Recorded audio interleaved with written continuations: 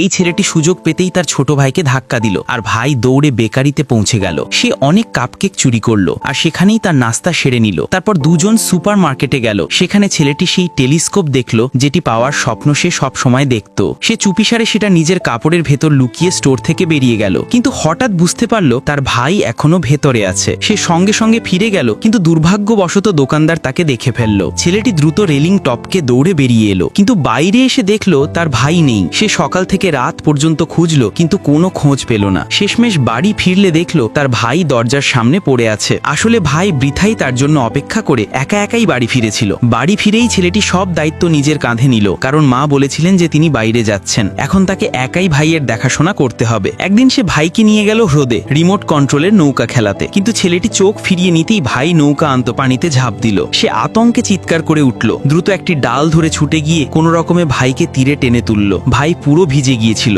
বাড়ি পৌঁছে সে ভাইকে গোসল করানোর জন্য টব গরম পানিতে ভরল এবং রান্না করতে গেল, কিন্তু হঠাৎ বাথরুম থেকে চিৎকার শোনা গেল। দৌড়ে গিয়ে দেখলো ভাইয়ের পা লাল হয়ে গেছে আর সে ব্যথায় কাতরাচ্ছে। ছেলেটির অসাবধানতা হয়েছিল, সে শুধু গরম পানিতে টব ভরেছিল। তৎক্ষণাৎ সে ঠান্ডা পানিতে তোয়ালে ভিজিয়ে ভাইয়ের যন্ত্রণা কমাতে লাগলো। সৌভাগ্যবশত আঘাত গভীর ছিল না। দিন যেতে লাগলো, কিন্তু তাদের মা আর ফিরে এলেন না। তারা দুজন মায়ের কর্মস্থলে গেল, কিন্তু সেখানকার লোকজন জানালো যে মা নাকি চাকরি ছেড়ে দিয়েছেন। ছেলেটি দরজায় একটি নোট রেখে দিল, মা যেন তাদের নিয়ে চিন্তা না করেন। তারপর তারা রাস্তার পাশে পড়ে থাকা একটি পরিত্যক্ত গাড়িতে রাত কাটাতে লাগলো। হঠাৎ গাড়ির মালিক ফিরে এলো। ছেলেটি ভাইকে জাগিয়ে তড়িঘড়ি পালালো, কিন্তু কোটটি গাড়ির ভেতরেই রয়ে গেল। ঠান্ডা হাওয়ায় তারা সারা রাত কাঁপতে লাগলো। পরের দিন ছেলেটি মায়ের পুরনো প্রেমিকের সঙ্গে দেখা করলো। লোকটি বাচ্চাদের দত্তক নিতে অস্বীকার করলো না, বরং তাদের জন্য খাবারও রান্না করলো। বদলে বাচ্চারা তার গাড়ি ধুয়ে দিল। সে মায়ের সঙ্গে যোগাযোগের চেষ্টা করলো, কিন্তু কোনো উত্তর পেল না। তখন ছেলেটি ভাইকে পিঠে তুলে নিয়ে আবার পথে নামলো। তার বিশ্বাস ছিল মা একদিন ফিরবেন, আর